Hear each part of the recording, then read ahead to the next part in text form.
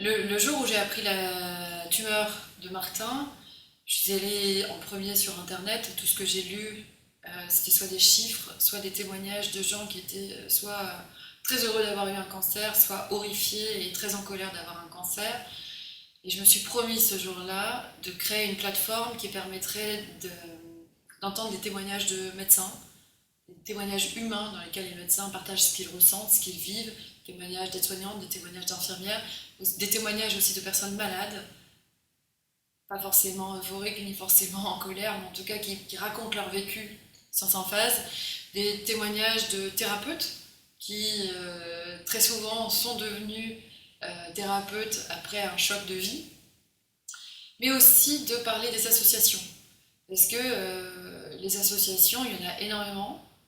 et on ne sait pas à quoi elles servent, et on ne sait pas où les trouver. Et même s'il y a des flyers à l'hôpital, c'est pas la première chose qu'on regarde les flyers à l'hôpital quand on y va pour un rendez-vous avec le médecin, parce qu'on est stressé et qu'on pense à autre chose. Alors, cette plateforme, elle a pour enjeu de recenser tout ce qui existe, tout ce qui est possible, pour qu'une personne qui découvre qu'elle est malade puisse avoir des clés, des lectures, un lien vers des associations et des témoignages de médecins. Parce que on se croit toujours, quand on va quand on a rendez-vous avec un médecin, que le médecin il annonce ça froidement. Évidemment, il peut et il peut avoir des mots malheureux qui traumatisent, mais c'est aussi un humain qui n'a pas toujours des choses faciles à vivre et, et qui parfois annonce des diagnostics difficiles plusieurs fois dans la journée, et on peut imaginer que ce soit pas simple pour lui émotionnellement.